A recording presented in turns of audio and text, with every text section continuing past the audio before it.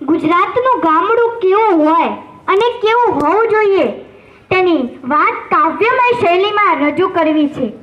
શબ્દોની ભલે ખબર ના પડે પણ સાંભળવાની મજા તો આવશે જ.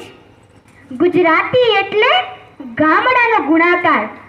ગામડામાં વસ્તી નાની હોય, ઘરે ઘરે જ્ઞાની હોય, આંગણીએ આવકારો હોય, મહેમાનોનો મારો હોય, ગામમાં ચા પીવાનો ધારો હોય ને વહેવાર એનો સારો હોય, રામ રામનો રણકારો હોય, જમાડવાનો પડકારો હોય, સત્સંગ મંડળી જામી હોય અને બેસો તો સવાર સામી હોય, જ્ઞાનની વાતો બહુ નામી હોય, જાણે સ્વર્ગની ખામી હોય, વહુને સાસુ ગમતા હોય, ભેડા બેસી જમતા હોય, બોલવામાં ક્ષમતા હોય, ભૂલ થાય તો નમતા હોય, છોકરા ખોળામાં રમતા હોય, આવી માની મમતા હોય,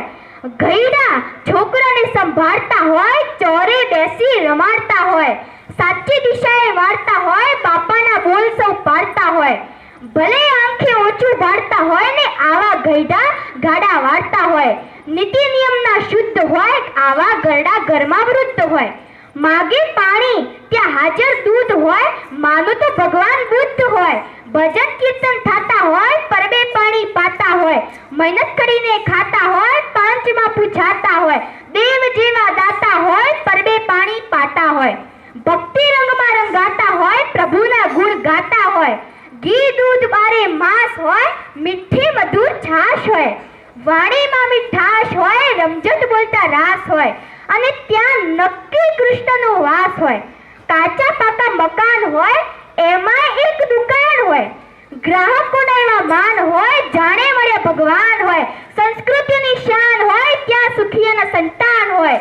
એક ઓશરીએ રૂમ 4 હોય, સૌનું ભેળું જમણવાર હોય, અતિથિને આવકાર હોય, ખુલ્લા ઘરના દ્વાર હોય, કુવા કાંઠે આરો હોય, નદી કાંઠે કિનારો હોય, વહુ દીકરીનો વર્તારો હોય, ધણી પ્રાણથી પ્યારો હોય, કાનો ભલે કાળો હોય, એની રાધાને મન રૂપાળો હોય,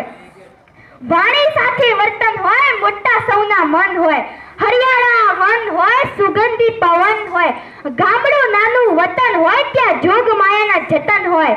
માનવી મોતીના રતન હોય, પાપનું ત્યાં પતન હોય, શીતળ વાયુ વાતો હોય, ઝાડવે જઈ અથડાતો હોય, મોર તેની મલકાતો હોય અને પછી તેની કલમે લખાતો હોય.